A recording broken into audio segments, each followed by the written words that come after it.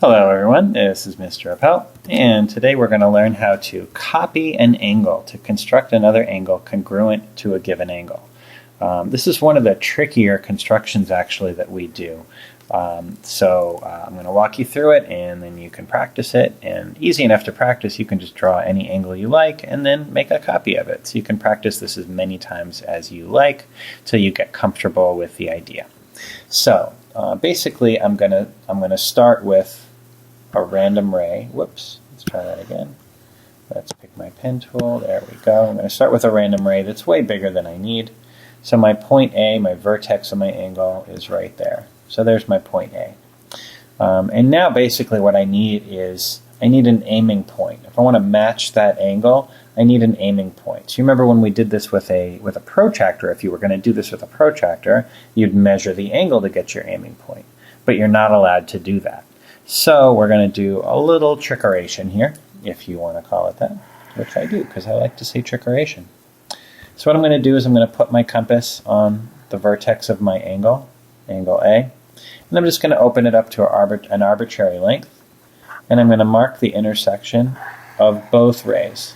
Okay, so I'm going to mark that intersection of both rays. Now I'm going to keep my compass at the same width that I was just at, and I'm going to go over to my new A, where I'm going to copy, and I'm going to make that same arc. So I'm basically just mimicking that same arc from point A. Okay, and now here's the tricky part. I need another point. I know that this aiming point here, if I'm trying to find it, has to be on that arc. But I need another way. I need an intersection that's going to help me find it. So what I'm going to do is this.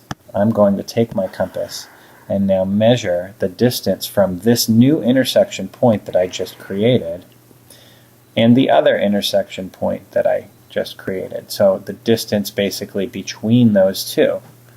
So I'm going to take this point here and I'm going to put it in the same exact spot on my copy, and I'm going to make that arc. And so this point right here is my aiming point because it's this far away, that compass distance away from this point, and and it is on the original arc, which is the same as this arc. So a little bit tricky, but you can go back and watch again.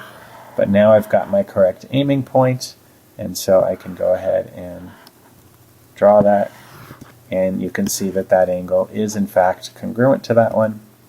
And that's it. Thanks for watching.